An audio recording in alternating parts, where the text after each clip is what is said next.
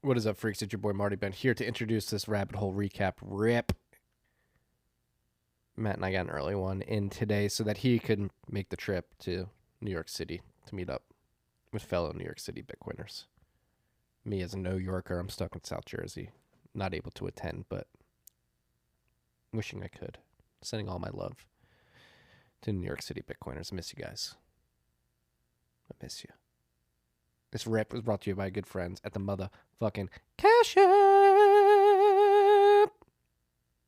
We got takeout last night. We didn't make food last night. It was a little late. We had late bath time, late story time. We put our son to sleep. Just didn't feel like cooking. Got takeout. I went to go pick up the takeout. I used my Cash App cash card, personalized my signature, and I initiated a boost. 10% back Bitcoin at any restaurant. And so I went to the restaurant. I purchased the takeout with my cash card, except anywhere Visa's accepted, and I got sats back for it. 10% sats back. I forget exactly how much the meal was, but I stacked some sats as I ordered takeout, or paid for takeout, specifically, not while I ordered it. I had to initiate the payment first. The Cash App lets you do that. It lets you get sats back every once in a while when they have the boost available. And then you can stack sats, send sats, receive sats, sell sats if you so please. We're saying sats, sats, sats, sats, sats because sats are the standard. People don't understand, but 1 Bitcoin, I mean, some people understand. Obviously, you freaks understand if you've been around these parts long enough. 1 Bitcoin can be broken down into 100 million units known as Satoshis or sats, as we like to call them. You don't have to buy a whole Bitcoin. $1 worth, $1 worth of sats is currently, let me pull up the dashboard. We did it during the episode, but I believe the price has changed since then, since the episode and the ad read. $1 going to get you 1,744 sats. So do it on the Cash App. If you haven't downloaded the Cash App yet, make sure you use the code STACKING SATS. It's STACKINGSATS. You're going to get $10, and $10 is going to go to our good friends at Owls Lacrosse. That's Owls Lacrosse.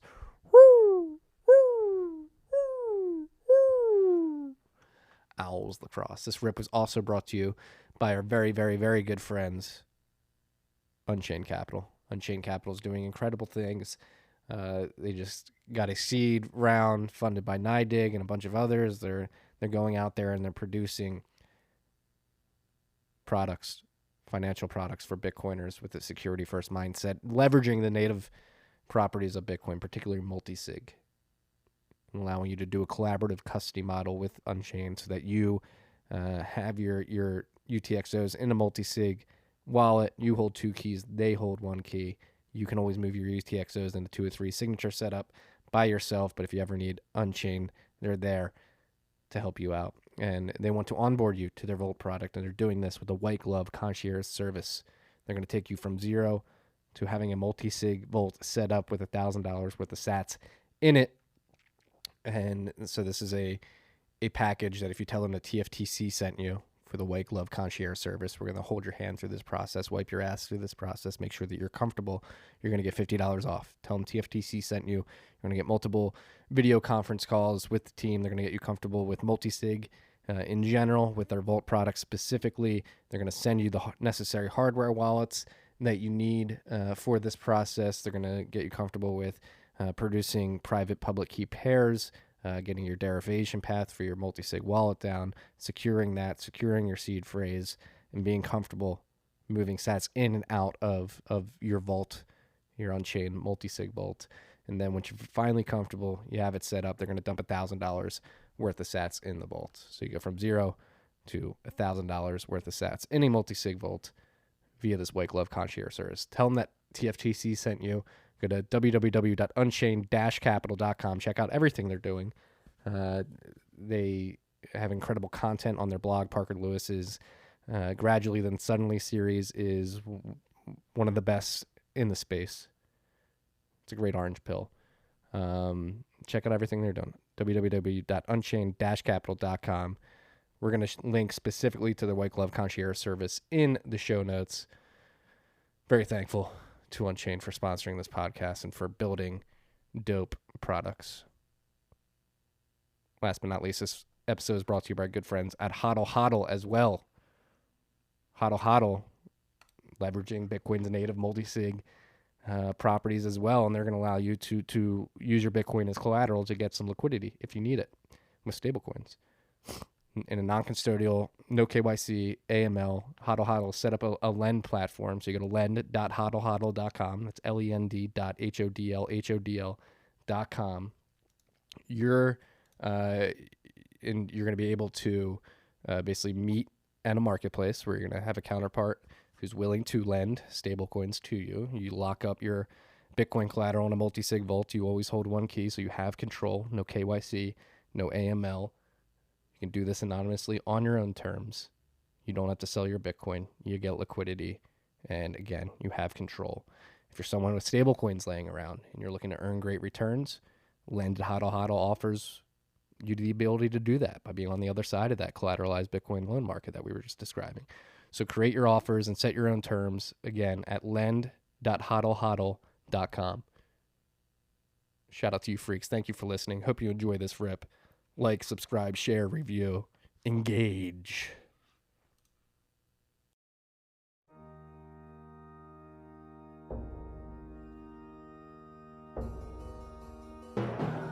You've had a dynamic where money's become freer than free.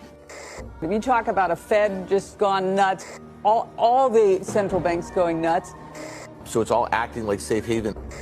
I believe that in a world where central bankers are tripping over themselves to devalue their currency, Bitcoin wins. In the world of fiat currencies, Bitcoin is the victor. I mean, that's part of the bull case for Bitcoin. If you're not paying attention, you probably should be. Yeah. No, don't record. Fuck that. No, don't dox me. So I'm gonna leave. No, we're not live. We're not live. Okay, so just let me know when you're coming to Chicago, okay? Will do. And come to Miami.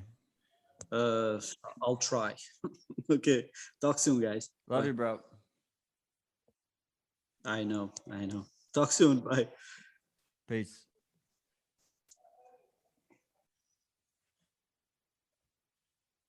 What do can hear me? God damn. Had to unplug. Can you hear me There we now? go. Now I can hear you. Could you hear me when I did the intro? No, that's why Rockstar freaked out. Oh, God damn it. So yeah, we had a cold Because intro he with couldn't- Rockstar talking. Freaking out that we were doxing him. Don't worry, Rockstar, we weren't doxing you. I will be in Chicago soon enough for the party. Could you hear me when I can't even disclose that. Freaks, welcome back to RHR. We heard you in and out, Marty. We heard you in and out. It was the typical issue we had the other day. God damn audio issue. You know what, Matt? I think it's just time. I need help. The Boomer Uncle Marty needs help. Somebody come help me. I'll pay you. It's time. Yeah, to you should just hire like a professional to just come over and just outfit you. Yeah, if you're in the South Jersey area and you're able to outfit me, I will dox my location to you if you're a trustworthy individual to come help me. It's time. It's time.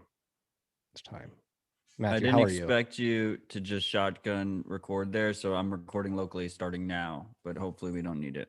I don't think we're gonna need it. Also, Boomer Marty, I can't see his face, but he can see my face right now. And your face is looking beautiful. Thank you, bro. What a week. What a time to be alive. I'm feeling invigorated. I recorded with Kelly Lannon. I was telling you, I'm just feeling very optimistic. The opportunity to fix the world is so large. We fucked up so many things. And the subject of the conversation with Kelly revolved around real estate and city planning and how that the incentives in that area of life have been completely borked. Cookie cutters, suburban subdivisions, city planning, like code that you have to deal with. The fact that there's a title called expediter, like in New York City, where people literally just get paid to push shit through to make sure that it's in code, like that people are wasting time doing all that. It's mind blowing. Yeah, I mean, it's I'm looking forward to listening to the episode. It's I don't think people realize like how much bureaucracy is involved with using real estate as a store of value, and a lot of that gets obviated with Bitcoin. I mean, obviously, there'll be like additional regulations that governments will try to force onto Bitcoin holders in the future. It's something that we expect. But just for the sheer fact that real estate has to be located in a specific jurisdiction, on property, makes it so it's easier to regulate, easier to control, and a lot of the checks and balances that help with poor governance in those situations take years to work out, right? So this is something we've talked about with New York specifically, but also like in Hong Kong, right, where you have like one of the most valuable real estate markets in the world, and then bad governance completely destroys that market. Now, the financial incentives should incentivize them to try and revitalize the market, right? But it's going to take a lot of time. Like it's going to take decades to turn around. It's not something that just happens instantly. But anyway, I mean, this week has just been bullish as fuck. I've just been having such a good time, and thanks for joining for Dispatch. That was fucking cool when you joined in the live chat. It was a great episode, and I love that we were doing business on air, typical TFTC fashion. Suheb and our friend Rockstar, he's getting on 2 episodes this week, crushing it. And I love Rockstar just blase, like, I gotta go somewhere, I'll be back, and never coming back. Yeah, Rockstar's a fucking boss. I ended Dispatch with Biggie, and it was the anniversary of his assassination, and none of the freaks noted it, and I was a little disappointed. Shame on you, freaks. I actually just watched the Biggie documentary on Netflix this week. Fucking legend, man. Right? Only 24. That's crazy to think. Like, him and Tupac were so ahead of their time too, and like so wise for 24-year-olds. Like, I think about how dumb I was when I was 24. It's like, holy shit. He would have been 38. He would have definitely been a Bitcoiner. You think so? Yeah, he wouldn't have been doing any of this shitcoin bullshit. You wouldn't be NFTing right now. You want to talk about that? Is it a big money laundering scheme? This is like the tip I'm on. No, I mean, some of it is, but I think it's just like art. Like, Bitcoiners shouldn't have to have an opinion on. I mean, I guess you can have an opinion of art as a store value premium or something, but like limited edition sneakers and stuff like that, like, it's just not our industry. I think it's a symptom of broken money. It's just like people want to speculate with this worthless crap money. But specifically, what I was going to bring up was this Beeple piece of art NFT that was sold today in Christie's auction for $69 million. I mean, a couple takeaways. I think, first of all, like, props to him. He literally made a piece of art every day for 13 days, for 13 years, and then put it all into a single piece. So, like, I think that, like, I'm cool with that, as a, like, that should be rewarded. I think 69 million, who am I to say what the valuation is? It does seem ridiculously high, especially if you price it in Bitcoin. But props to him on that. But just to mention here, like, you don't really need a blockchain for that. It's a signed piece of art that was sold in a traditional art auction, Christie's, for US dollars. Like, presumably, like, the buyer is going to send him a bank wire. So I think it's more like traditional art than it is like Bitcoin. You know what I mean? Yeah.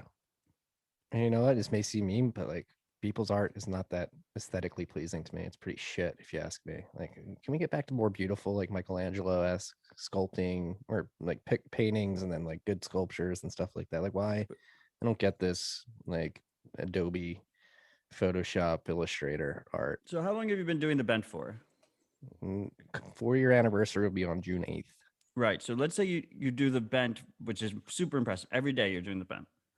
I love the hustle. I'm super impressed by it. I think a lot of people are.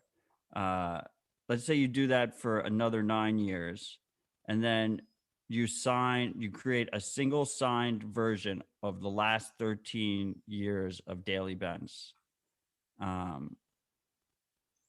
Like, I don't think it'd be crazy for some freak somewhere in 9 years to pay something for that. I mean, that'd be a lot of Bitcoin, $69 million worth or whatever.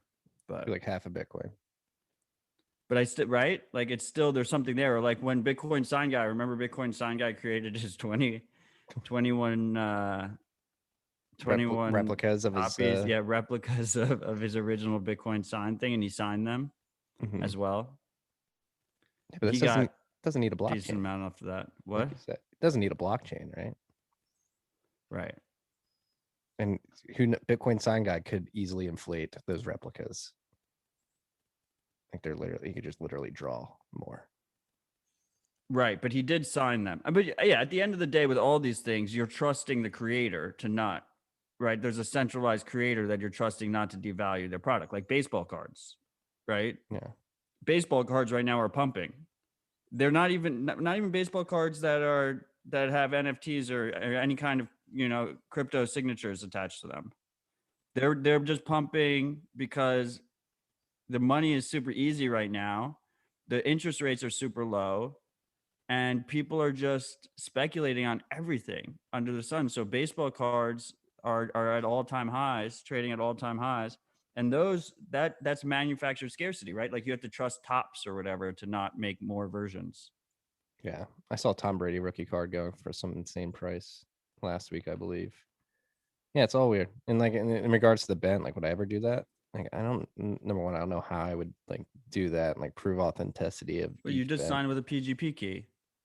Yeah, but like what is it? Like I have to go and like copy and paste all my emails over the years. You would, I mean, the basic way I would think about it is you put all the bents into a folder and then you create a hash of the folder and then you sign that with your known PGP key. And that's like your digital autograph, right? And then you could also provide a physical piece of paper, or like you could provide it all in a book as well. And then just manually sign, autograph that as your hand with your handwriting, right? Just like we do with all memorabilia. Yeah. So I'd rather just like put all the bents and like I thought about this like at issue 1000, and if I'll keep going after that obviously, but like every 1,000 issues, like putting all the bents in like a book, being like here's Bitcoin history through my eyes over these 1,000 days. Right. And you could put like 5 of them could be an autographed limited edition or whatever. Yeah. We'll It's see. not like the craziest idea. It's just funny that like Bitcoiners are like in the same industry, considered in the same industry as this, because it's really a whole different ball game. Yeah, it really is.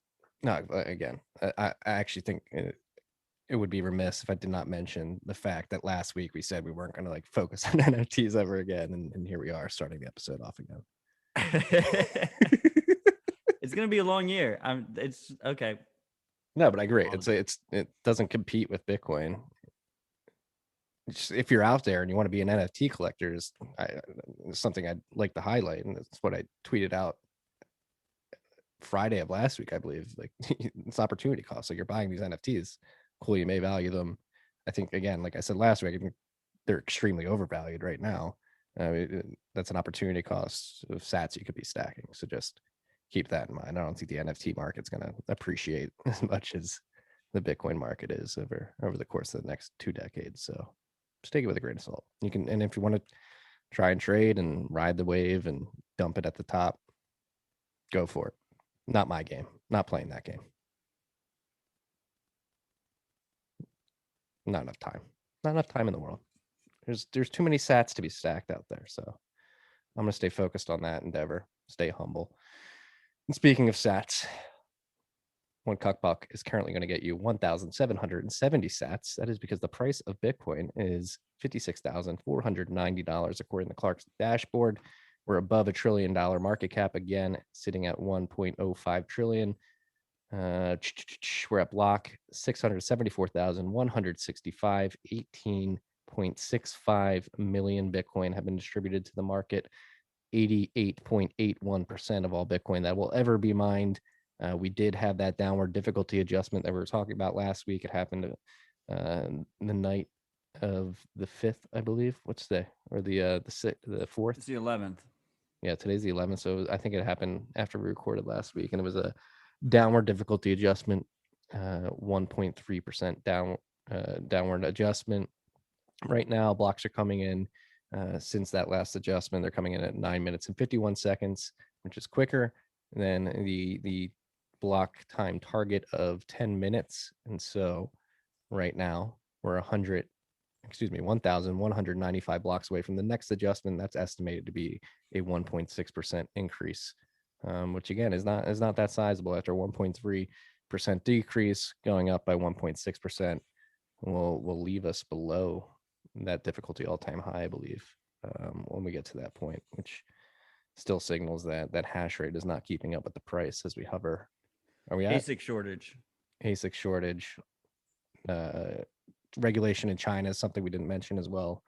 I believe last week, some provinces, particularly Mongolia and I don't know if it's Shenzhen, I forget the second province, but they're making some miners unplug. What was the all-time high? We hit 57,000 yesterday or the day before? Bitcoin price? Yeah. I think it was 58K. 58. Oh, interesting.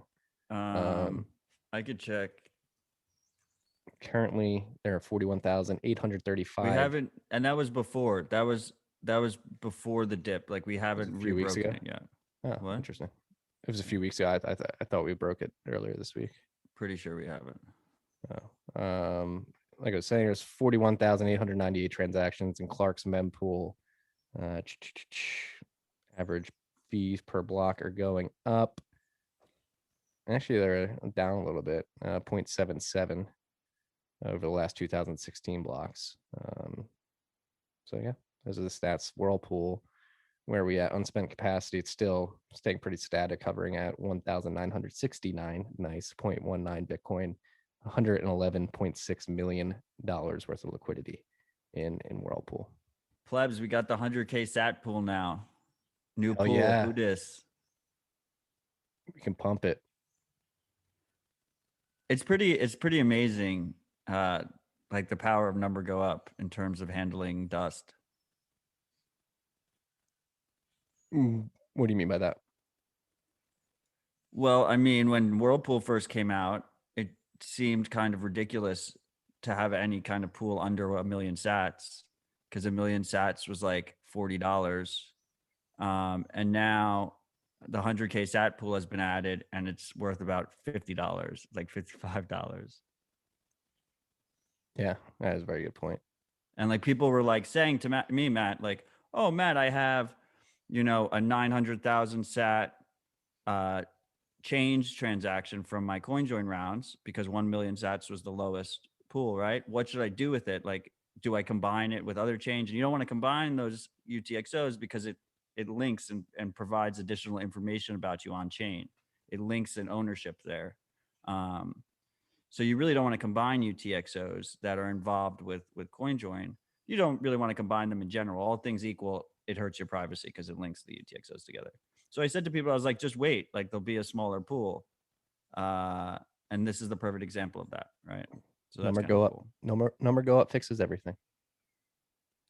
Well, I wouldn't go that far, but it does. definitely Bitcoin fixes everything.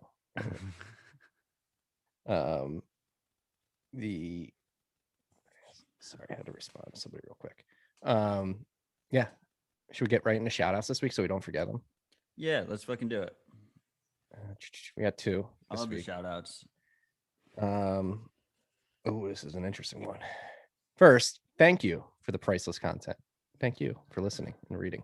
Hats off to you both. I'm writing because this bottle pay rejection of Whirlpool coins has my balls in a juicer. I can't shake my paranoia that this trend will grow and eventually become the norm. I have a massive amount of funds that I have Whirlpooled and have a routine of sending in more that eventually make it to my Coldcard. It is unnerving to think that this amount of money could end up unusable outside a potentially limited market. I'm now wondering if I should have never mixed it at all and just lived with the privacy trade-offs. I also now hesitate to send any more through Whirlpool. It feels like I might be sending my Bitcoin into some kind of monetary purgatory. Did I break into jail? Even a coin swap might just land me with more mixed coins or some other taint. Are there pools on the horizon to obfuscate my mixed history? Is there something else I could do? Am I blowing this way out of proportion? Thank you, in all caps. Grateful freak. First off, I love the metaphors. Second of all, I'm in the same situation. All my UTXOs have CoinJoin history, specifically Whirlpool history, as is Marty. I think you got to look at it the opposite way. First of all, this idea that we need to hide the fact that we're privacy seeking users it needs to be killed right now. That idea needs to be killed. When a user uses encryption, it is immediately obvious that the user is using encryption. When you send like a signal message and it's going through, you know, the data waves or whatever, like it is obvious that's an encrypted message blob. That user is seeking privacy. That doesn't mean it's an illicit message. It could just be me sending like a cat photo to my lady or something. That should just be the standard.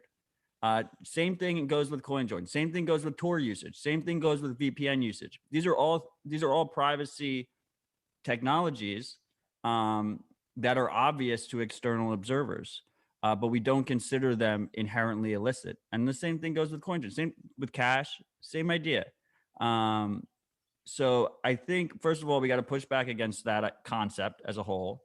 I think the second thing is we do have to operate under the assumption, though, that it's going to be more and more difficult to deposit and withdraw from these regulated institutions, period, if you're a sovereign private user. And you should probably operate under the assumption that you're not gonna need or want to do that for, you know, at least 5 to 10 years. But I think ultimately, like when we're in a Bitcoinized economy, this idea that certain Bitcoin will be accepted or denied at like a small merchant or something who's running BTC Pay server and accepting Lightning and Liquid or whatever we have at that point is going to be able to, first of all, be able to know your UTXO history definitively that was involved with you. And then second of all, that they're going to actually go through that to discriminate. I think we're going to have way bigger issues on our hands. And I think it ends up hurting the Bitcoin valuation. So if there's any kind, first of all, I don't think it can be enforced at scale. And I think if it was ever successfully attempted, there'd be a lot of pushback to basically protect Bitcoin, you know, sovereign usage. I agree. What do you think here, Marty? I agree. No, I think understand the worry. Those thoughts go through my head as well. But yeah, like Matt said, you gotta approach it from the opposite angle. Like we should be fighting for this. We should be normalizing this to the best of our abilities. And again, like the crowd gets stronger as it grows. So the more people doing it, the harder it is to erect that purgatory that this anon freak is talking about. It is unnerving at times, but hey, like we're fighting for freedom here. It's not going to be easy, right? Like you gotta take action. It's something that we talk about a lot on this particular podcast. So reminds me of that tweet I sent out. It was like George Washington almost didn't participate in the revolution because he was afraid the British were going to make it illegal. Yeah, right. It's like that's exactly. It's not going to be easy. It's not going to be. This is they're not just going to lay over. It's going to be a fight.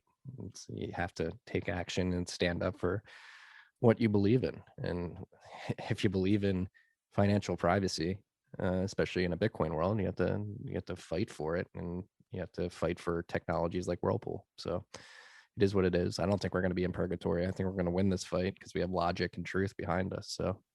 And talking about like just practical, like where do you draw the line on UTXO history, right? Like this is one of the things that, first of all the regulated companies can't talk about it. The chain surveillance companies that these regulated companies outsource their risk analysis to intentionally don't talk about it because they don't want, for two reasons: for regulatory compliance, that they're not supposed to talk about quote unquote anti-money laundering operations. And then second of all, because it's their proprietary trade secrets and they just keep themselves like a black box. But like the big question mark that makes all this shit really unenforceable at scale is, where do you draw that line? So if something had gone through CoinJoin history 5 years ago and 5 years ago and then went into Lightning and then got settled out of Lightning and then maybe went into like a Liquid or something, and all these different transactions happened in between. And like, at what point does that UTXO no longer have like a higher risk score? or is considered yes or no. And then you go all the way to the full extreme, right, where it went into Whirlpool and then directly, the last transaction was CoinJoin. And like there's like that sliding scale in the middle that makes it completely impractical to enforce.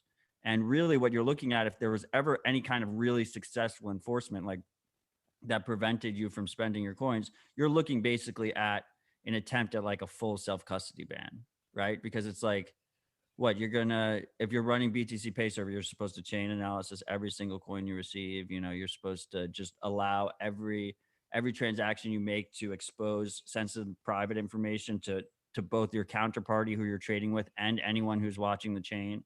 Like that's ridiculous. Yeah, it's absurd. We're gonna win, freaks. Have confidence, be bold, be brave, and speak up. But there might be self-custody bans. That's the thing. I'm not saying that there, they could still attempt to do that, even if it's impractical. Yeah, they can attempt to do it, and then when they do it, come and take it. Come and take it. We'll see how it plays out, freaks. But we're in it together. I think that's the important part. Yeah, and being in it together too. It's a global initiative too. So if they come and they try to cuck us here in the United States, we're depending on you freaks globally to pick up the mantle and run with self-custody. And if you Europeans you're probably going to get borked first with how bad AMLD5 is. Yeah, in this case, it's worse in Europe. Yeah. So I think we're going to see massive regulatory arbitrage. Like basically what happens is to have to be effective at all, you basically need all these countries to cooperate. They can't cooperate for shit. So if you're just a one shot or you're doing it just your country, you're just hurting law-abiding citizens, your own law-abiding citizens. So it's really counterintuitive. Yeah. Beware, freaks. Second and last shout out of the week. Sup, freaks. I'm done with GBTC. 10% premium crashed to negative 10% in a blink of an eye. Matt just spit out his coffee. Despite all the pro trader jackwagons in their mom's basement saying the ARB-NARB, the premium spread, your ass cheeks can all go suck on a bunch. GBTC is not as good as Bitcoin. Exclamation point. Obviously. It's just a bunch of IOUs to dump on someone.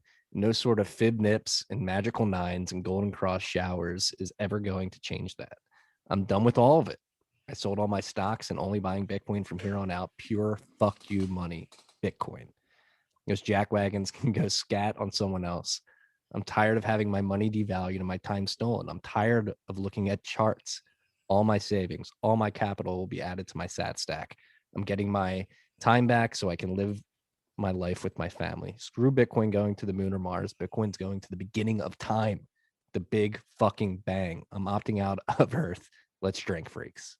Woo! That one got me fired up.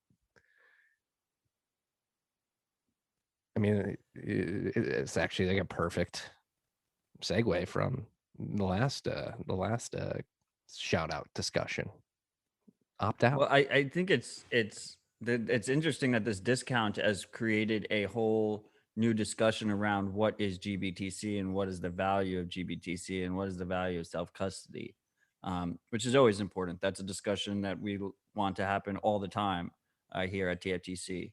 And the answer will always be the same: not your keys, not your coins. GBTC had, especially to traditional investors, had value for just convenience sake to get in. But ultimately, they have a management fee.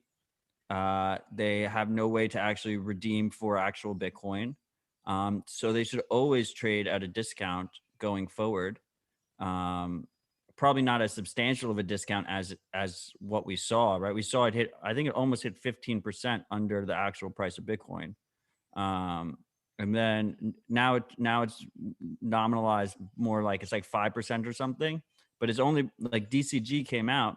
Digital Currency Group is a parent company of CoinDesk, and Grayscale, who runs GBTC, announced that they're going to be buying up to $250 million worth of GBTC on the open market, basically telling the market, like, we're going to try and get this negative down. And that's what really brought it back. One other thing that's just really interesting about GBTC is like when I wake up in the morning, like it takes like 3 hours for GBTC to start trading. 3.5 hours for GBTC to start trading is like crazy Like when you have like these insane Bitcoin moves, like that reason too should have a discount because it actually has open and close hours, which is crazy Yeah. as a Bitcoiner. I mean, stack sats. I think this freak who gave up on GBTC and is done with the ARB-NARB. You want to talk about the BlockFi thing at all? Yeah, I mean, I was actually going to bring that up because I know we've been talking about it behind the scenes. I think again, like I don't have anything definitive to say here. We can just lay out we don't even know the facts, so like lay out the theories, I guess. Yeah, let's start with the theory. Yeah, what's the theory? So the theory is that this discount that GBTC is trading at now is hurting BlockFi because they're lending out Bitcoin on the other end of their interest product to sellers who are trading or arbing that GBTC, which was once a premium. They were playing that arb play on the premium. Now that it's a discount, the theory is that some of those traders on the other side are underwater, and that is sort of hurting BlockFi as they're heavily exposed. Number one, the GBTC, just from pure ownership stake in the product, and then number two, from these traders arbing the product as well. So some compounded risk there is the theory, and people think it's leading to solvency issues with BlockFi, but I don't know how.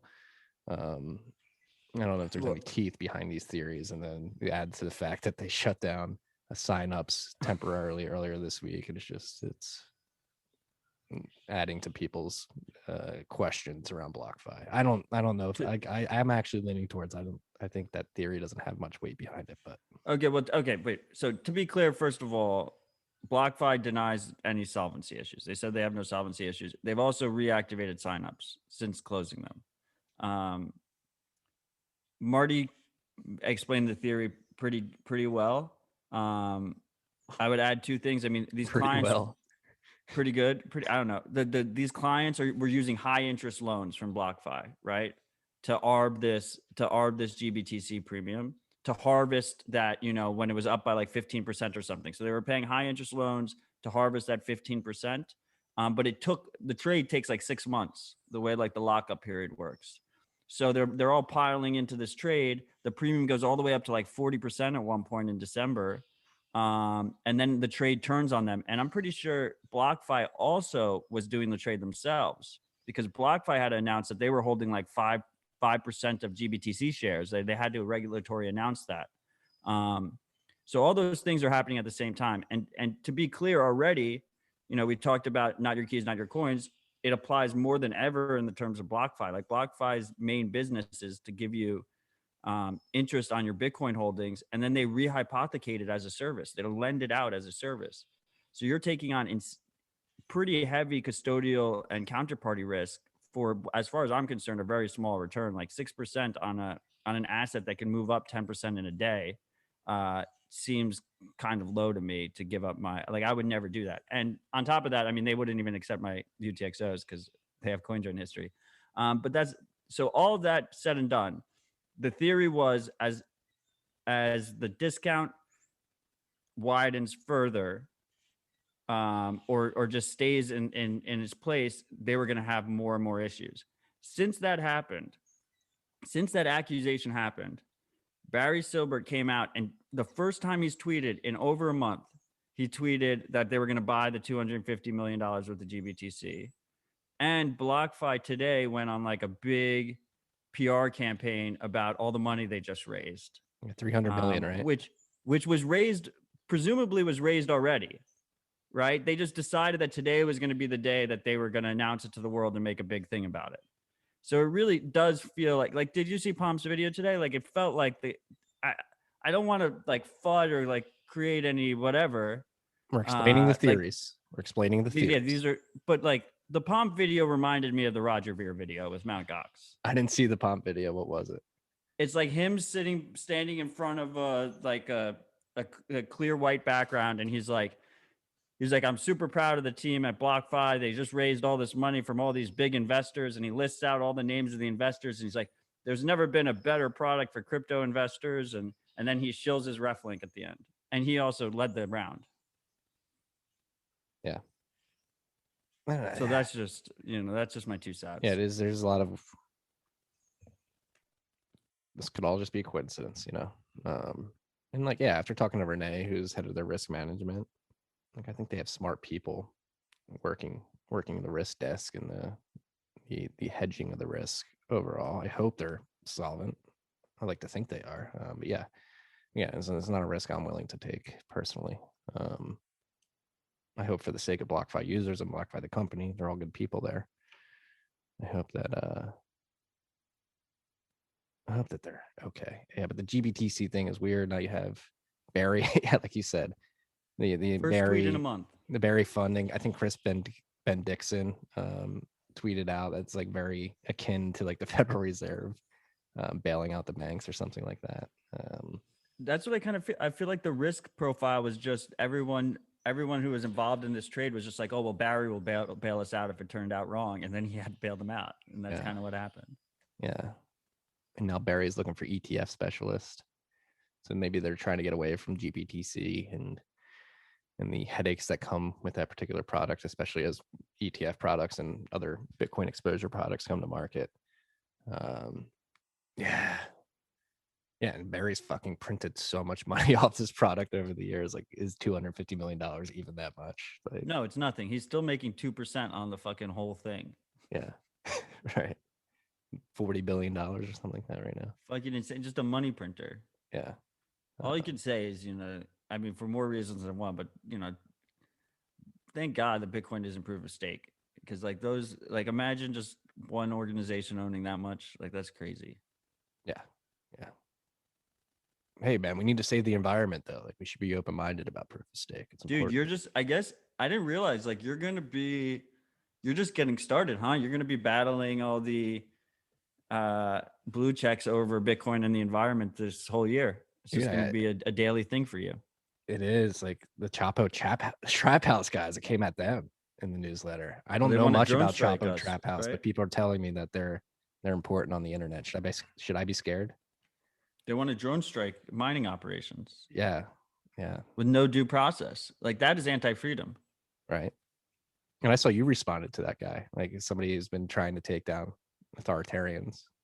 That's what you built your career on, your media company. And I think that's that's the framing we have to go with. I mean, that's going to be the most effective framing going forward. Is, look, I don't care what money you use. I just think that the American values are that people should have the freedom to choose their money. And if you're against that as a concept, then you're both anti-freedom, and you're basically admitting that your money is worse money, and you're worried that the only way that you could prevent people from fleeing it is to forcibly prevent them from fleeing it. With violence, like very aggressive violence, a predator drone. Nah, it's super fucked up. Right. And it's like, so let's jump into it for the freaks who may not be aware. Energy FUD is increasing again. Obviously, the price of Bitcoin is going up. So it's just going to happen. And Bitcoin miners, myself included, we're being very, very vocal about what we're doing to attempt to help the environment by particularly the flared gas miners. So a lot of people ran with Matt LaRoche's tweet. He had a video of his operation down in Texas, and all the social justice warriors jumped on it. And the tweet we're talking about though doesn't reference Matt's. I don't think. Maybe the thread that Will Minaker quote tweeted has something to do with it, but I'm not sure because Amber Blade Jones, the person Will quote tweeted, her account's private. You can't really see up the thread too much, but it's like, all right, so like this particular situation, what led Will Minaker, the Chapo Trap House king or whatever he is, to say that we need to drone all these mining operations. This girl Amber, looking into Bitcoin mines and perpetuating this mass usage of electricity that's solely going towards Bitcoining, and having to go through rolling back blackouts in California in the summer, where often people go without power or AC for hours. Kind of fucked, man, to think about too long. And Will quote tweets that and says every single one of these places should be hit with a predator drone. And Amber has pictures of Bitcoin mining operations from around the world, not even California, like in the picture. And so that was the point of yesterday's bent, was like, Bitcoin's critics and these people want to violently bomb Bitcoin mining operations, don't even understand Bitcoin or just general problems in general. Like, so the rolling blackouts in California, like, again, like I said in the newsletter, to the best of my knowledge, there's no like large scale Bitcoin mining operations on grid in California or off grid for that matter that I'm aware of. And like, so she's just taking random pictures of Bitcoin mining operations like from around the world. I'm pretty sure this one is from Greenwich Energy up in New York. Like, I'm pretty sure I recognize it from there. And she's saying that Bitcoin mining is causing, like, she's basically assuming that Bitcoin mining operations are causing the rolling blackouts in California. And the rolling blackouts in California are being caused by idiotic state policy to decommission natural gas and nuclear energy facilities, and without any plan to replace that power generation. Like, it's not Bitcoin miners causing your rolling blackouts. They're not stealing electricity that is causing rolling blackouts for the citizens of California. The rolling blackouts are happening because the state of California is completely fucking dumb and decommissioned these energy facilities that were providing abundant energy to the market, and they turned them off and decommissioned them without replacing that energy source. Like, this should be expected. And like, having people come in, like, just put random pictures of Bitcoin mining operations from around the world, say that these mining operations that are nowhere near California are the cause for the blackouts, when Bitcoin has nothing to do with the cause of the blackouts. And then somebody's taking that misinformation and then saying Bitcoin miners should be droned via Hellfire missiles. It's like insane. These people don't understand Bitcoin, obviously, but then they don't even understand the intricacies of the market beyond Bitcoin, what's going on. It's really scary how stupid people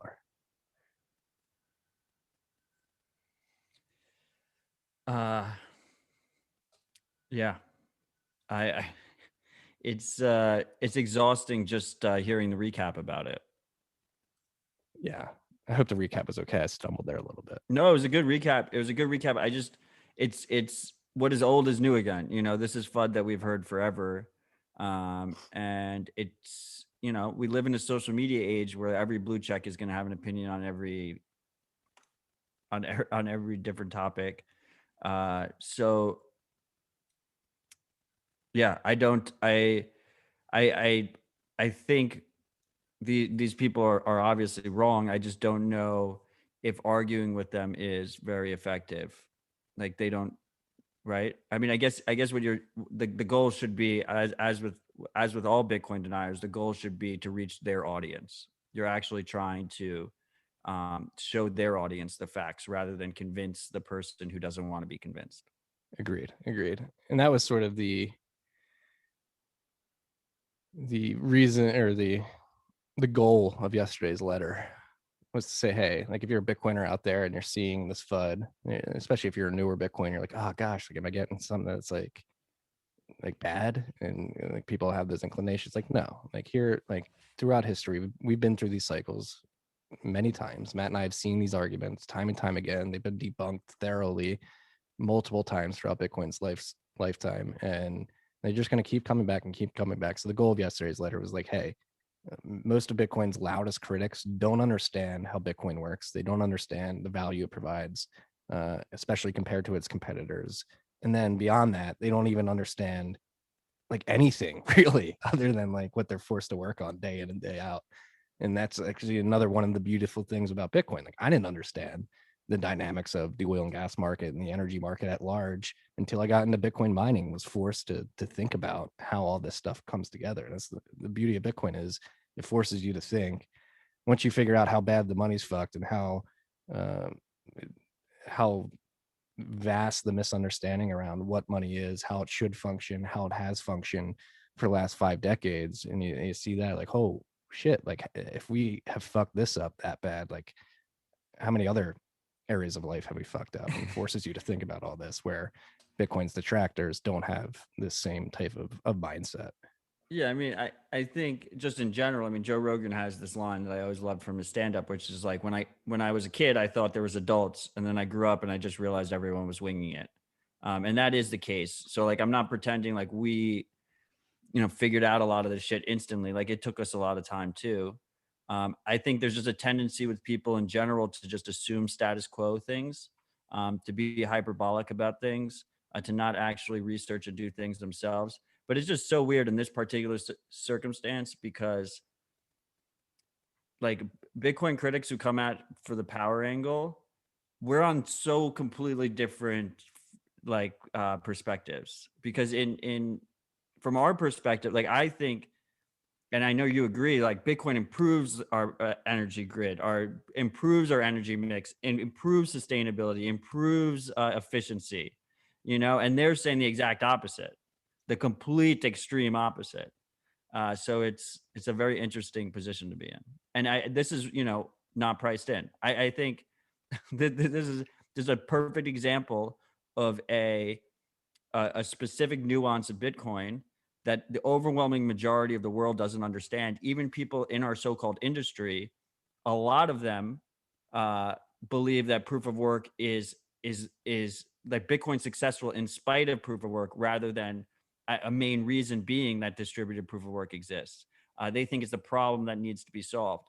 And so as people come to the realization and reevaluate their thinking here, adoption should increase and the price should rise. Like, even if you're talking about the most generous estimates of how many people are starting to understand this beast, like, you're talking like 200 million people. So you got over 7 billion people that not only don't really understand Bitcoin. I mean, I'm not even saying I fully understand it after all this time, but not only do they not even have like a strong grasp of Bitcoin, they don't expect it. They don't see it coming. Like, it's a crazy thing, like, to think that there's all these people that have no idea the magnitude of what's about to happen here. And it blows my mind. We are still so fucking early. Yeah, so early. And guess what? All you ignorant Bitcoin detractors, we're not stopping. Great American Miner, we're not going to stop finding gas that's being flared and plugging in miners to mine Bitcoin and prevent that methane leak. Like, you can cry all you want. We will drink your tears, and we'll keep stacking sats. Like, that's the other thing. It's opt-in. And so I got into a thread with one of the Intercept journalists yesterday. He basically had a tweet like, hey, he was quoting the Vice article that wrote about Matt LaRoche's setup in Texas, and he was like, yeah, we need to have a conversation, like an honest conversation about Bitcoin's energy consumption and socio-political effects on the world. And I like quote tweeted it and like just replaced Bitcoin with Xbox. And he was like, I don't think you're understanding like what I'm saying. Like we need to have nuanced discussion. I think we need to like have nuanced discussion around. It's like, why do we need to have nuanced discussion about it? Like, there are countless examples of technologies that have come to market that consume energy and change the socio-political landscape. And Bitcoin's just doing it in the monetary aspect, but I used the example of social media, the tweets that we send, the Telegram chats that we send, the Facebook messages that are sent. They exist on servers that convert energy and use a lot of electricity. And the nature of the social media platforms shifted the way politics plays out and the conversation around politics, particularly. You can make a very strong argument that Donald Trump was our president because of social media.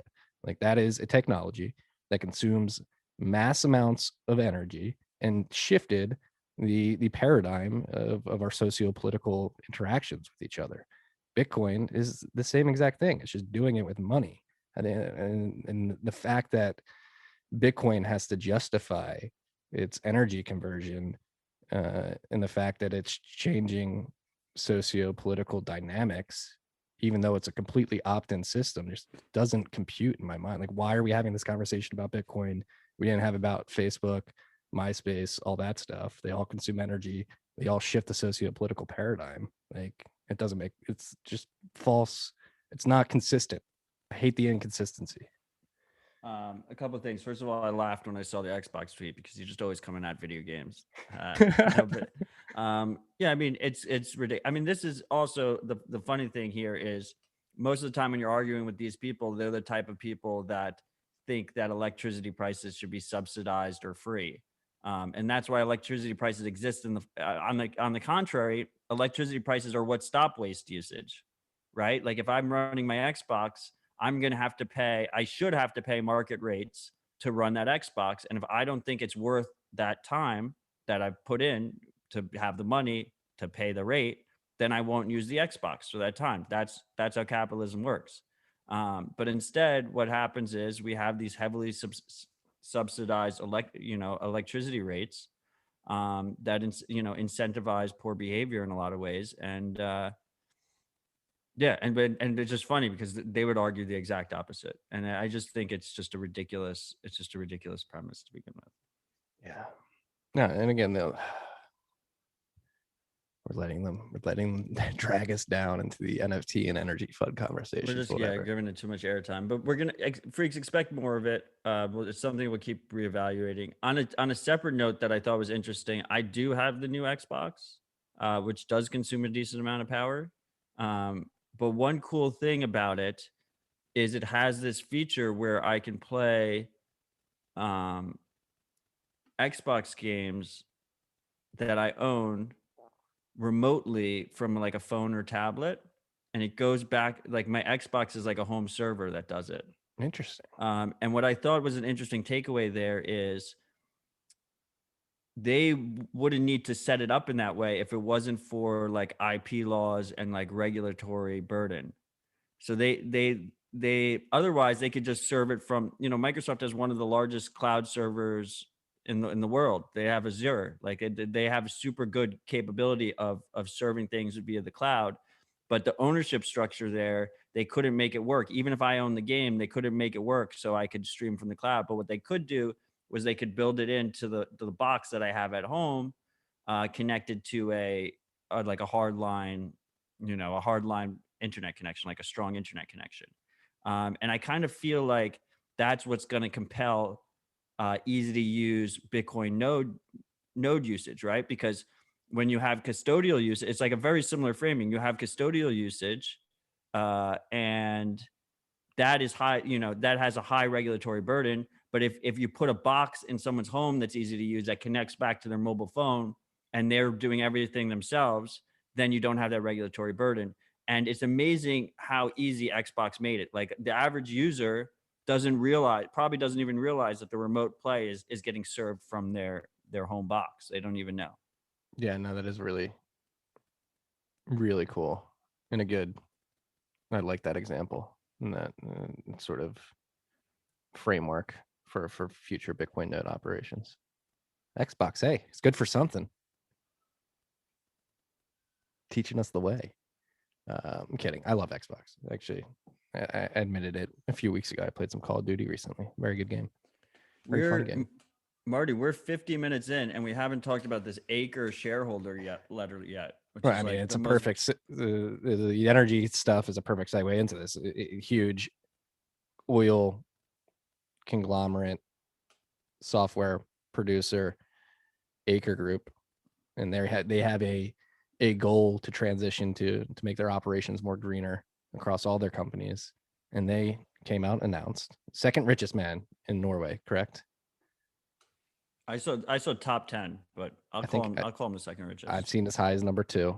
Let's go. If Bitcoin keeps doing what it does, he's probably going to be number 1, unless number 1 is stack some sats as well. But yeah, so I'm going to really, really butcher his name. Is it just Shell? I mean, I don't know why you attempted to pronounce it. I'm just going to say we can't be expected to pronounce that name. I don't know how to do that. Crispin Dixon, if you're listening, I know you're from Norway. I need you to help us with this. But second richest man, Kel. I'm just going to go with Kel. He announced the establishment of CT, SEETEE, which is going to be a Bitcoin focused company, helping to invest in the space and support projects that build applications on top of Bitcoin. They're already contributing. They're on Twitter saying they were already contributing to BTC Pay server, I believe. They're going to hold all their assets in Bitcoin, and they had the shareholder letter, 23 pages, and just an incredible distillation of Bitcoin's value prop, the potential for it to innovate and to bring good things to humanity. So he touched on energy FUD, touched on KYC AML. How pumped were you about the KYC AML section? It caught me out completely off guard. Right, it was the biggest shareholder letter. Yeah, I mean, it was 23 pages of just straight bullishness. I was like completely in shock. I'm still completely in shock. It hasn't really hit me yet. The tweet you sent out, like, my body is numb after reading that. I'm so bullish right now. I laughed hard. It's great. Like after the announcement, I reached out to them to try and get them on the podcast. We're gonna try and make that happen at some point in the future. They're very, very busy right now, but I bet they are. They have some good, reputable, quality Bitcoiners working at CT. So it's good to see, and it showed in this shareholder letter. Yeah, I mean, our boy Jack Mahler's got a major shout out in the letter. I don't know. Everyone should go read it. We have it linked in the show notes. You should just go read the letter, send it to your friends and family. It's like the most legitimate Bitcoin, pro Bitcoin missive or letter, or I don't know, pump piece diminishes it, that I've ever read. I just completely took me off guard. I had no idea what this company was or anything. Full disclosure, but it's just super impressive. It read like one of us was writing it. Yeah. But in this case, there's a Norwegian billionaire who controls, this massive energy giant. Yeah. And I mean, his backstory is fascinating, right? Like living in Washington State, selling, being like a fish merchant at scale. And the way he describes risk, right? And the risk around Bitcoin, and defining and putting forth that it's actually riskier not to have skin in the Bitcoin game, I think was a powerful part of the letter as well. Describing the opportunity cost of missing this type of innovation. And there was there was no distractions in it. He wasn't talking about like all these, we see it time and time again, these super wealthy people, they get distracted by like all these different altcoins and like the newest, blockchain and AI and all this stuff. And this was just a hyper focused letter on Bitcoin, on this asset. It was about both the network, the protocol, and the asset. But it was like he even had a part where he basically told his friends and family to put everything they have into Bitcoin. He said, I wouldn't tell my friends and family to put everything into Bitcoin. My lawyers call that a litigation risk, which I think was like, he was like basically insinuating that you should put everything you have into Bitcoin, right? Or was I just reading that as a Bitcoiner? No, I think that's like a sly roundabout way of getting past the legal bullshit. There's a fucking billionaire, like OG businessman writing that shit instead of just like a pleb on Twitter being like, if you're not all in, you're short Bitcoin. Yeah, no, it was super based. And like you said, just focused on what you want to see. And that's the crazy thing. The content's working, freaks. Everybody putting out content and helping to raise the floor of education around Bitcoin, the protocol, and the potential it presents humanity. It's working. Like the learning curve is getting less steep, I would say, especially for these big guys. And it's incredible to see these billionaires and these conglomerates come in and get Bitcoin. Like, again, like being based about KYC AML, saying it's ineffective. And if you want to, if you try to force KYC AML on Bitcoin, it's going to devalue the value prop, and it's probably going to be very hard, and you should be doing better detective work. Like, it's ineffective. And like with Bitcoin, people deserve financial privacy. And if you think they're doing something nefarious or illegal, like, you approach that person, you say, hey, like, we have these charges against you. Like we have due process. We believe you've done something illegal. Here's a warrant from a judge that allows us to ask you to hand over information about your Bitcoin holdings. In a world in which you want justice served, that actually makes sense to me. But to try to force KYC AML on everybody from the jump, that doesn't. And these guys get that. That was just incredible to see. And I think the efforts, and they gave shout out to a bunch of people in the space and the stuff that they put out. We weren't on the list, but wait, they shouted out like Bitcoin haters too. He was like, you helped me. Like they had like Michael Green, like the Bitcoin denier. Michael Green was on there. What? Prof Plum. And there's a couple others. Like he put some prominent Bitcoin deniers up there, and he was like, your arguments against your weak arguments against it helped me solidify my position on Bitcoin or something to that effect. Yeah, super based. So, So very excited to ridiculous. see what CT brings to market, how they contribute. For now, they're just buying Bitcoin. Oh, and they run BTC Pay server. Yeah. Yeah, and they have a focus on expanding the mining industry, making the energy extraction industry more efficient, which is great to see. And the clean. Right, they're an energy company, so it seems like that's a natural fit. Yeah. Matthew, we got a shout out while we're recording. Should I read it? Let's rip it. You're going to love this one. Real base dispatch yesterday. Shout out to Rockstar Dev and his tweet storms. # Samson, # Liquid Matt. That's pretty funny. Did Samson Cheers, DM you? Are you going to be like a liquid shill now? No, Rockstar was like live tweeting everything. I know. And I think he tweeted out like Blockstream should hire me to show liquid. Yeah, and Samson responded like, we should talk. Yeah. Did you guys talk? No, we did not talk. Yeah. Well, the freaks know my feelings on liquid. If they don't, they should listen to Citadel Dispatch. Thanks, freak. We appreciate all you freaks. Dude, you're crushing it with the dispatch. I was thoroughly entertained and informed on Tuesday night. So keep crushing it, dude. I'm finally figuring out the YouTube turnaround on the copyright flagging.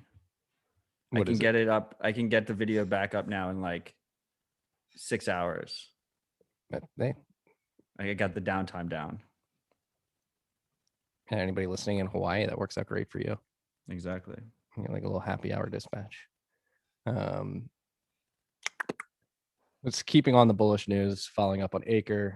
You have this further down the list, but I'm pushing it up the list. NYDIG raised a $200 million growth round with some big names on that list. Morgan Stanley, New York Life, Mass Mutual, Soros Fund Management, and FS Investments. Fucking Soros. Yeah, right? Like, I didn't want to be the one to say it, but.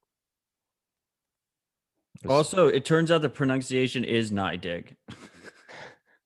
So I'll own that. Being wrong on that one. You have me saying it wrong. What? Yeah, it's my. I mean, because I heard one of their higher ups called it NYDIG. So if they're calling it NYDIG, I guess that's just what we're supposed to call it. But I disagree with their naming choice. Hey, you're a strong New Yorker. Yeah, it should be New York Dig. But okay, cool with it. Yeah. No, I mean, this is incredible news. Shout out to Ross Stevens and team. The insurance company is crazy, right? And one of them, didn't one of the New York Life guys join the board now? Yes. So, and again, that was an announcement after this announcement. They had 2 PR wire announcements this week. So New York Life chairman and CEO Ted Mathis joined NYDIG's board of directors, and he had some pretty base quotes as well. Like, so here's one at the bottom of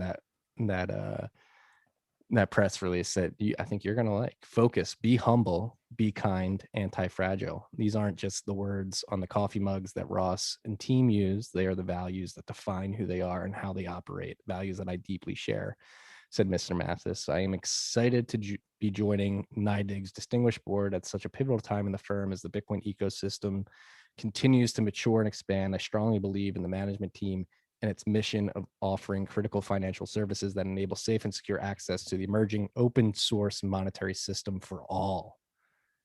Just incredible. Again, like based, gets the value prop of Bitcoin coming from the CEO of one of the longest standing insurance companies in the United States, in New York Life. Like, getting that caliber of an individual, and Ted Mathis, the CEO of New York Life, on the board of NYDIG cannot be understated. Like, the insurance industry is one of the most conservative and thorough industries in the world. They do their due diligence. They only make decisions when they are certain that they're good decisions and within the best interest of their clients. And seeing the CEO of New York Life do the due diligence and be so confident in Bitcoin to the point where he would join the board of directors of one of the critical infrastructure players in the space is a massive validation of the value prop of Bitcoin. And again, the last sentence, I strongly believe in the management team and its mission of offering critical financial services that enable safe and secure access to this emerging open source monetary system for all. Massive. I'm just, yeah. Is this priced in yet, Marty? I don't think so. I don't think so. I really don't.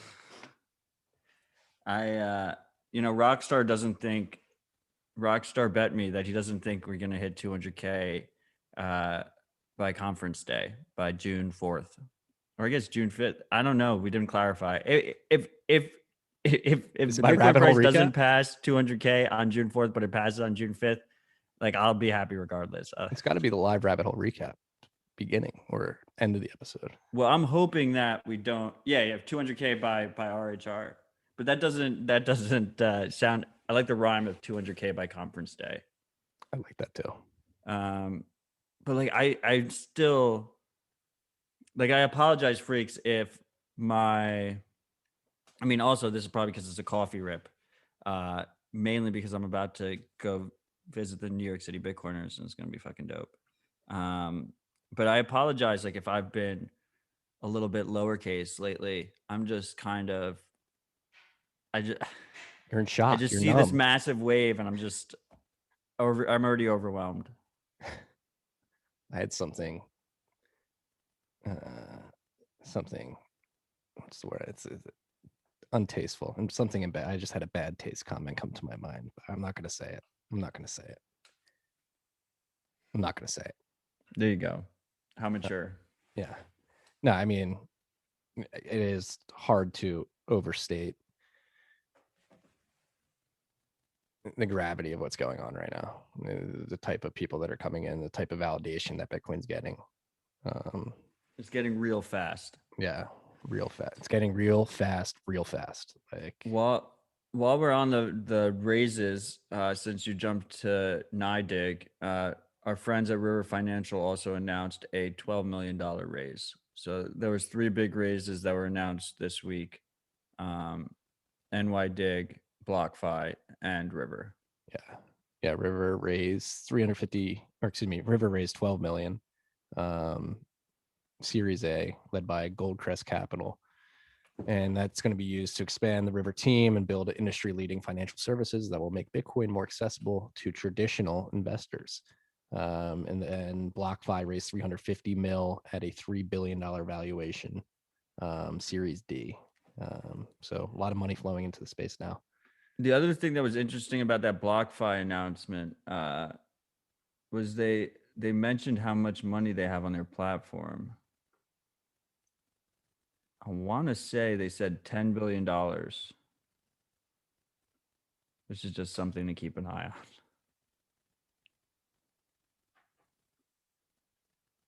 on. That's a lot of money. Control effing right now. What? Control 15 billion. $15 billion on platform. Yes, BlockFi's platform manages more than 15 billion in assets. Oof. That has generated hundreds of millions in interest for clients. Very small drop in the overall Bitcoin market capital. And again, I think Renee and the risk management team, I think he has skills that people are underestimating. Doesn't matter to me. Stay humble and stack. I agree with that.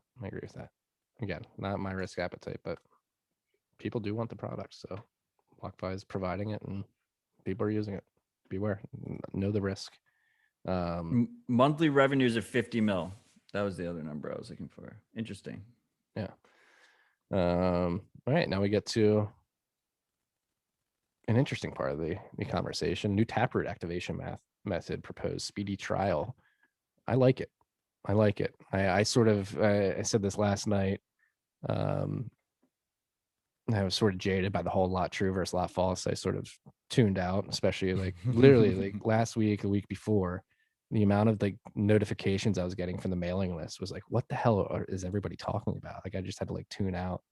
But David Harding posted on the Bitcoin Dev mailing list, and he basically rehashed a conversation that was had on the Taproot Activation IRC channel, and Russell O'Connor proposed a modification to the let's see what happens activation proposal, and then put forth the speedy trial, which is the straight quick flag day activation that would be miner activated, and if it doesn't, we can recalibrate from there. Is that correct? I mean, it's not what? I thought it was a straight count. You're like, no, that's wrong. Well, flag day is like that would be the wrong word, I think. I mean, it's basically like a faster version of lot equals false, right? It's just we give it to miners to signal.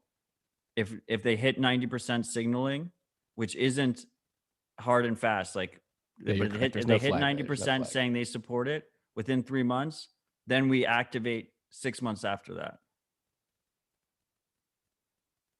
Flag day kind of implies we update the software and the software just says on this block we're updating.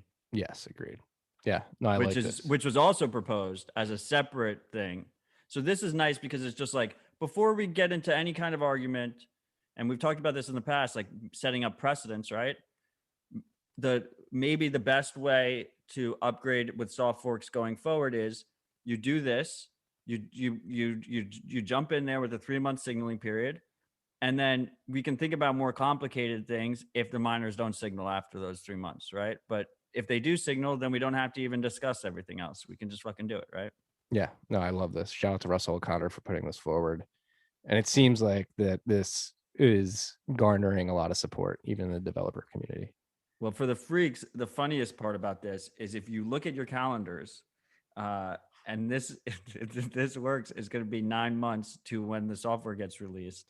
We're gonna our TFTC Taproot bet, it could go right down to the fucking wire. It could be like within a 2-week period, which is just fun. It's funny how the world works. Is our prediction market having an effect on Taproot activation? Fucking hilarious, man. I'm gonna say yes. I'm gonna say yes just because it's the TFTC effect. It is very, very influential here. I saw this. I didn't dive too far into it, but I saw this happen. I was like, oh God, it looks bad. A malicious backdoor version of Electrum Wallet. What's going on here? Yeah, so I mean, that's obviously pretty bad. If you use the backdoored version, you get your funds stolen. There's malicious versions on both Windows and Mac that have been found. They were not served from the regular Electrum website. The official Electrum website, electrum.org, is where you should download all your versions. They publicly tweeted out that they've never been compromised, which is an impressive feat, but you should assume that they can get compromised, and you should have the Electrum signing key on your local device, and you should always verify releases via that way. And if you did that, you would be able to catch these backdoors. Now, you'd be able to catch the malicious version because it'd be different than the signed version. The thing here, though, which makes it kind of extra scary, is on Mac, there's an Apple signing process. Apple has their own way of verifying software, right? And that's why, like, if you try, I mean, I'm sure you've seen, Marty, when you try and install software that doesn't have the Apple signing key, it makes you like do the right click, run anyway, whatever thing, because it's not signed by Apple. This malicious backdoor version of Electrum passed the Apple signing check. So it just installed right away and just said it was verified and was good to go. So it's just a perfect example of trusting these centralized verification sources rather than verifying yourself is a bad idea. How did that get past Apple? I think they did something where like they had a legitimate app and they had the signing key for that, and then they switched it over. Did their legitimate app get kicked off the platform? I hope, hopefully, I don't know, but there's a perfect example. Download directly from the source, and you should always verify your downloads with the signature using PGP. Yes. Sorry for any freaks who may have been affected by this, but yeah, electrum.org if you're using Electrum. And Bitcoin Q&A has a great guide on Bitcoin Q&A. PGP. You like messed up the. I got a beef with you. You messed up like you redid your website and you messed up all the links. Like the back all the icon. links are new now. I can't find anything. Okay, so all of his guides now are at bitcoiner.guide. And if you go to bitcoiner.guide/verify software, then you'll have the how to verify software with PGP, and everyone should do that. So go to that website, bitcoiner.guide/verify software. I also gave him shit about breaking his links, but at least going forward now, it's a very clear format about where all his guides are. Yes. I'm sorry for giving you shit, Bitcoin Q&A. I was just like, what's he happening deserves here? it a little bit. But Like, what a what's hustler, happening here? man. I mean, I'm talking shit from a podcast that can't get its audio video issues figured out. So it's a little pot calling the kettle black here. Oh, and the other reason why he broke all of his links is because now it's all self-hosted. Oh, boss. That's a good reason. Yeah. So sorry for talking shit. He's got a good Whirlpool guide on that website. Speaking of Whirlpool, the GUI version 0.10.3 has been released. So if you're running Whirlpool and you're using the GUI, go update that. I've been liking accessing Whirlpool via Ronin Dojo via Tor. I really like that flow. That's been pretty cool. Which is another way to access like a Dojo dashboard. Or wait, I'm getting Dojo and Whirlpool confused now. You're talking about the Dojo management console? Yes. Yeah. That you can access through Tor, right? It's pretty slick. Yeah, very slick. Yeah. So Whirlpool CLI is what runs on your Ronin Dojo, and that's what makes it go 24/7. Whirlpool GUI is a way to look at it on your computer, and then the actual wallet software on your phone is how you actually interact with, sending and receiving. Yeah. Samurai team building some slick products out there, including their wallet. Matt just mentioned it. Version 0.99.96e has been released. So if you're running Samurai Wallet, go check that out. Again, we mentioned it in the beginning of the episode. The 100,000 sat pool for Whirlpool has been added, and they patched the current known Tor v3 onion address attack. Current known. There's seems like there's still some unknowns against what's going on with Tor version 3 addresses. Yeah, like when I accessed Dojo via Tor, I had to use my Tor v2 address. The Tor v3 wasn't going through yesterday, at least. It's kind of a mess. Yeah. Good thing we have I2P and Bitcoin Core now. Right. Zeus version 0.5.0 has been released. Our good friend Evan Kaludis and team working on that. They integrated Tor on both iOS and Android, speaking of Tor. And they set up first hop and last hop. And you were talking about this on Citadel. And I think it'd be interesting to rehash that particular conversation. Yeah, I mean, so this is a massive upgrade, and the key thing here is, first of all, shout out to Alex Gladstein and HRF, their dev fund, because they gave Evan and Zeus a grant a couple months ago, and I'm pretty sure it was a full Bitcoin grant at $10,000 of Bitcoin, but I'm not sure exactly. But what Evan did, which was kind of cool, was he put up some bounties, and one of the bounties he put up was for someone to integrate Tor directly into Zeus. But Zeus uses React Native, which is a language that allows you to create apps for both Android and iPhone easily. It's an easy way to create cross-platform apps. And we have 3 big mobile wallets that use it. We have Zeus that uses it, we have Blue Wallet that uses it, and we have Hexa Wallet that uses it.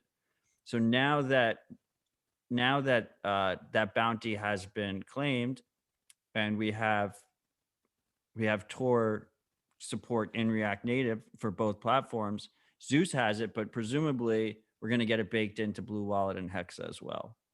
So that's really big, and that means the user doesn't have to run, Tor externally, which is fantastic. I think we just want it like baked into as many apps as possible. Yeah.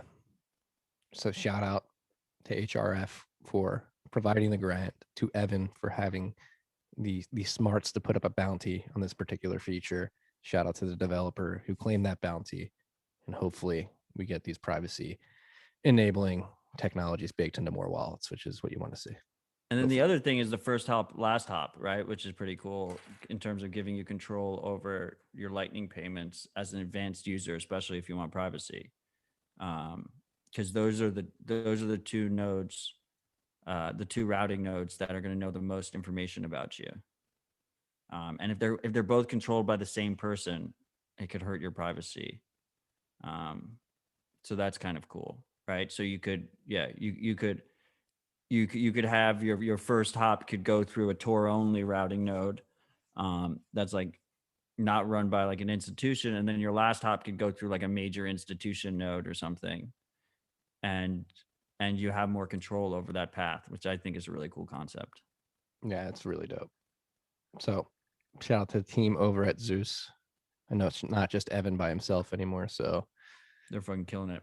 Yeah, it's been amazing to see that grow out. Sticking on software updates here, I'm gonna blow through the next few just to save us some time, unless you want to chime in. I don't think there's anything massive in the JoinMarket update is massive. Okay, never mind. Explain it. So JoinMarket version 0.8.2 has been released. Why is it massive? There was a bug discovered since that was accidentally introduced last year, I think June 2020. So it's been like 10 months in the wild, that leaked information about inputs from takers to makers. So if you had malicious makers that were going through the logs, they had more information on makers' inputs, on takers' inputs that the taker didn't realize that they were. Takers pay a premium in the JoinMarket model not to disclose that information. Okay. And they were incidental. It's a pretty big deal. It seems like a really bad. It's not very good that this, and it is what it is. It's an open source project. I'm glad they found it. But if you're a taker on JoinMarket, you need to update. Otherwise, you're going to continue leaking this information to any maker you use. And in the past, we've speculated the way you would attack something like JoinMarket is you would try and run a large amount of makers and have very low fees for those makers, so people use you to do their coin joins, and then combine all that data together. In this case, with this exploit in the wild, a maker trying to do that type of attack would obviously have additional data at his disposal. Yes. Woo! If you're running JoinMarket version 0.8.2, go update. This bug is patched. And there's a full breakdown in the release notes about the bug. So go read it if you're a JoinMarket user. Yeah, and if you're a JoinInbox user, version 0.3.0 has been released, standalone prune node. They warn you in this update too, please update JoinMarket to version 0.8.2, urgent upgrade for takers. Improved Signet support. I'm not going to read the show notes or the release notes, excuse me.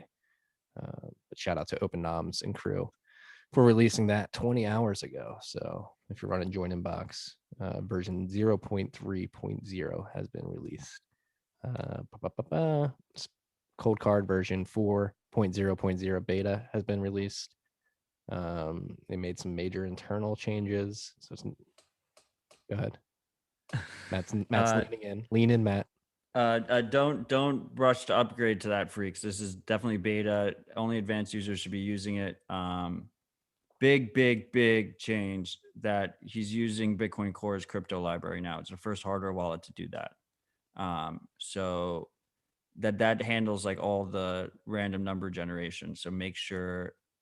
So it's very experimental. So do not rush to update this, but it's really great to see, and I look forward to people testing it out.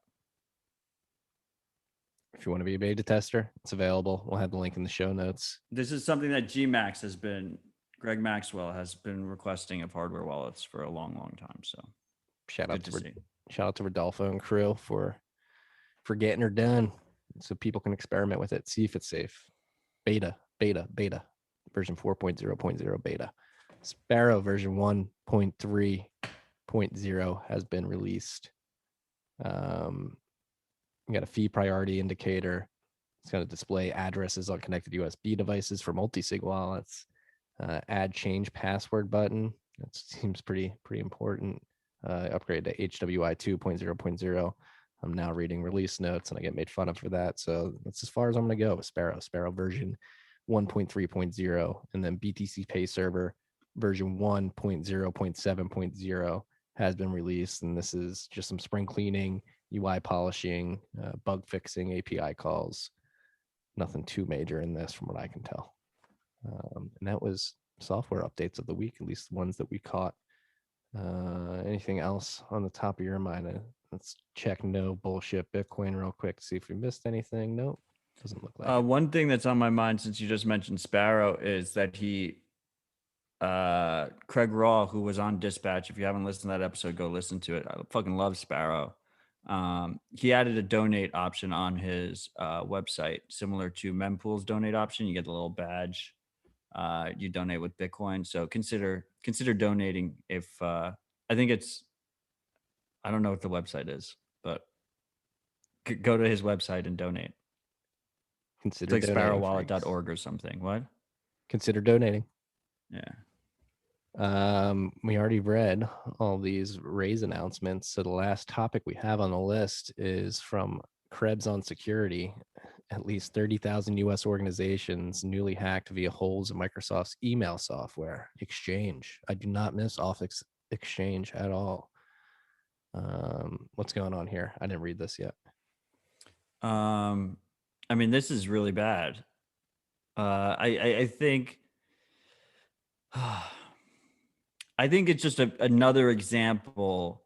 I mean, if you look at his breakdown, he talks about governments, like local governments are compromised, a whole handful of different, corporations and stuff.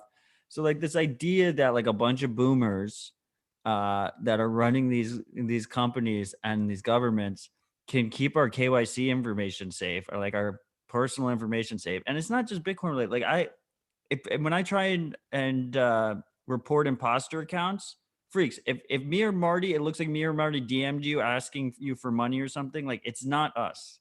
Like you have to verify our accounts that it's the real account, because there's a bunch of imposters out there that are pretending to be us. And when we report them to Twitter support, they require us to upload sensitive personal information. They want you to basically KYC yourself in order to report your own imposters. You can report other people's imposters, and I think that works. So you should still report the imposters, but we can't report our own imposters without uploading this sensitive personal information. And this idea that these corporations, these governments can protect it is absolute bullshit. And this is just another example of it. And so many of these businesses operate in ways where sensitive information is going on their email servers, right? So you get into that and you just have like, full access. Yeah, I mean, if it wasn't glaringly obvious to you already, I mean, here's just yet another example of how insecure these systems are and how many government agencies and local governments are running this stuff, like down the stack. Small businesses, local governments, federal government agencies, all running this stuff, and all that information leaked to the dark web. It's yeah, I mean, and then just use this. So better equip yourself with these examples. Yet another arrow in the quiver to be like, no, like we need to push back against KYC AML. Like, number one, it's ineffective. Number two, look at all this data that's leaking from these central authorities, these central third parties, if you will, centralized third parties. So be aware. There was a few updates in this announcement. So yeah, I mean, the CISA was even hit by the CISA is aware of widespread domestic and international exploitation of Microsoft Exchange server vulnerabilities and urges scanning Exchange server logs with Microsoft's IOC detection tool to help determine the compromise. They don't even know like how many people were compromised. It's like so That's bad. the thing with most of these compromises. There's no way to easily tell how much gets taken. Yeah. You know, and it's the only way the only safe assumption is that just all information is just all unencrypted information is just that's connected to the internet is compromised. Yeah. Which is just crazy when you look at our traditional, like if you look at our society, there's just holes everywhere. And I understand that it is a little bit hyperbolic, but it's the only way people wake up is and Krebs is guilty of this too, is like it's in this case they're blaming it on China as well. So there's going to be, it's one thing if, I guess I still disagree with you, but it's one thing if you think your own government should be keeping, you know, detailed logs of every message and financial transaction and photo and location of every single one of their citizens. But I mean, is there any person on this planet that thinks that foreign governments should have that capability? There probably aren't any. So I think it's an important thing to remind people of. Yeah, no, I agree. I think we agree on this. You're only as strong as your weakest link. And if your weakest link can be exploited, it will be exploited. Don't blame the hackers for exploiting it. Blame the ineffective architecture of your software. Like, anything that can be exploited will be exploited. You should assume that. So Marty, next week, RHR should be healthily above 60K. Are we gonna have your camera issues troubleshooted and we're gonna do it live? We're gonna do it live. Live stream for the freaks next week. I think so. We're gonna do it live. We have to. I have to figure this out. I have to step up. I have to become a man. Oh man, we're saying this now. It's just like we're gonna troubleshoot it. It's gonna work, and then we're gonna go live, and it's not gonna work. Well, I think what we do is we can troubleshoot it. Yeah, we'll troubleshoot it without broadcasting out, and then we'll go for it. Yeah. We got this. Yeah. We're above 57 right now. 57.6. I think we pumped during this. Well, you said that we were going to be at 65K by now. So I got liquidated because I went 100x leverage because you told me to, Marty. Sorry for your loss. I actually said we were going to be at like 72,000. Not there yet. Not there. Only like $14,400 away as we sit at 5,700. Yeah, that was it. That was it for the list. You want to riff on anything? What do you think about this this royal family beef? Did you pay it? This is all Pat's bullshit. looking at me with disgust right now. These distractions, all these distractions just gives us more time to stack. It's just like all these people care about all this stupid shit. Are they just, was this like a huge distraction away from Prince Andrew being like a rampant pedo? I think so.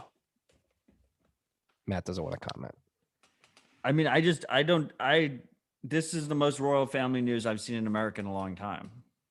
Right. So it's just weird to me. Yeah. Seems like a step backwards. And then I also thought it was just, I don't know, like Oprah interviewing them from her Citadel in California and making like $7 million on the interview is kind of like a post-hyper Bitcoinization life goal of mine. Oprah, don't you have enough? Everybody involved sucks. Her Citadel is pretty dope. Did you see it? Yeah. It's a very good Citadel. This is why, like, the blue checks tell us like we're the crazy ones, you know, but meanwhile they like worship Oprah. Right. How much energy does Oprah Citadel consume? You gonna go predator drone Oprah? I don't think so. Don't do it to us. Just stay, please. Detractors, can you please be just logically consistent? Is that too hard to ask for? Is it so much to ask? I don't know. But yeah, the distractions are everywhere. Like the canceling of Dr. Seuss, the non-gender of Mr. Potato Head. Like, are we even allowed to say Mr. Potato Head? Is it just Potato Head? Is Mrs. Potato Head not have a gender anymore? Pepe Le Pew getting canceled. All these unnecessary distractions. Who gives a fuck about any of this shit? From the royal family to Pepe Le Pew. Like, however the fuck you say the skunk's name. It's all fucking stupid. We have Bitcoin, and you're talking about Mr. Potato Head's fucking gender in the royal family. Who gives a fuck? You know, this is well, I mean, I care about free speech. Like I give a fuck about those items in terms of like, and then people say like Dr. Seuss, like the publisher folding under pressure and stop publishing isn't equivalent to burning books.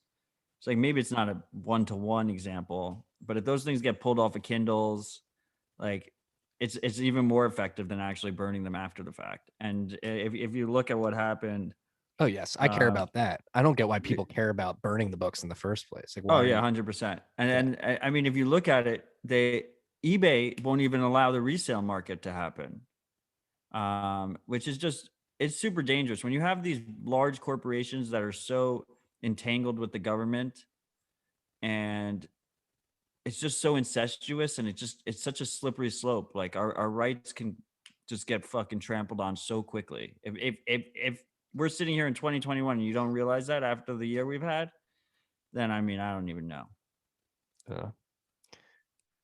Thank God we have Bitcoin. Thank you. Thank you, Satoshi, for launching this beautiful, beautiful network.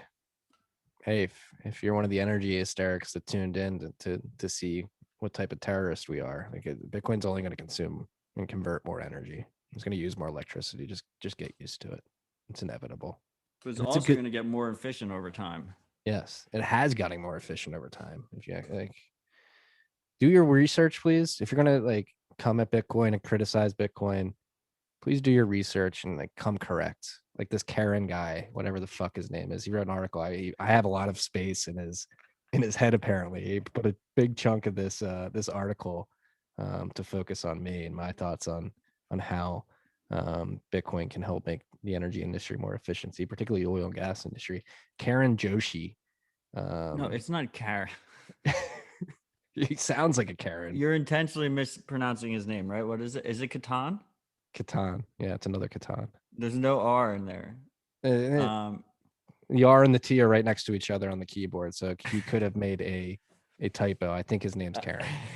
I mean, I think a lot of this, right, is that we've had a move to independent media. So you have clickbait journalism moving to independent media, right? It's like these like has been blue checks that like no one pays any mind to. They're starting to realize like Bitcoin engagement goes both ways, right? They're starting to realize that if they hate on Bitcoin, they're going to get fantastic engagement and clicks, and they get like a little bit addicted to it.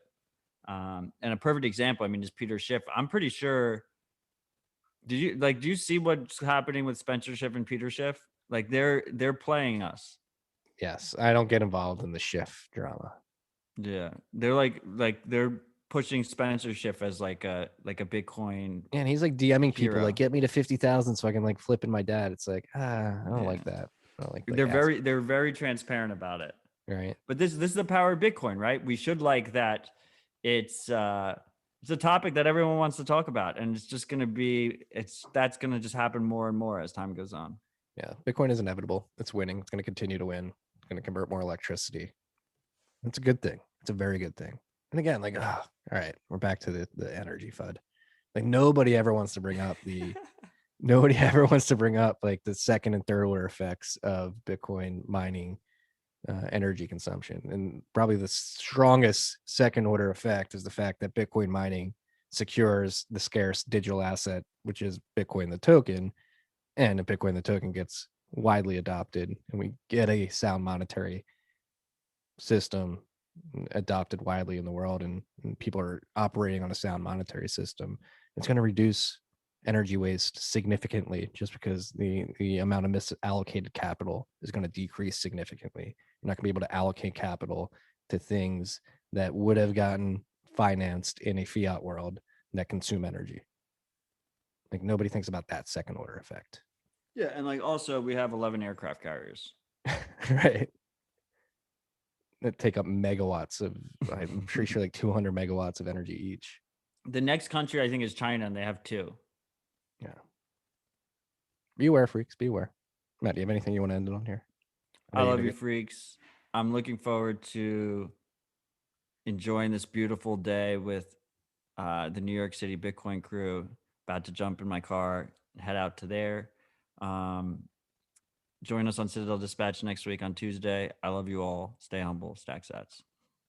Give everybody in the New York Bitcoin crew a hug. I want you to individually hug each one of them on my behalf. Please. I will, and I'll be like, this is for me. Okay, this is for Marty. Yes. Okay, please do that. Tell them I Two said separate hey. hugs. Yes, this is what we need. All right. Thanks for joining us this week, freaks. If you're liking the content, please subscribe, like, review wherever you're listening. Helps us get attention. Not that we're looking for attention. We're looking to get the good information in front of more freaks. Peace and love.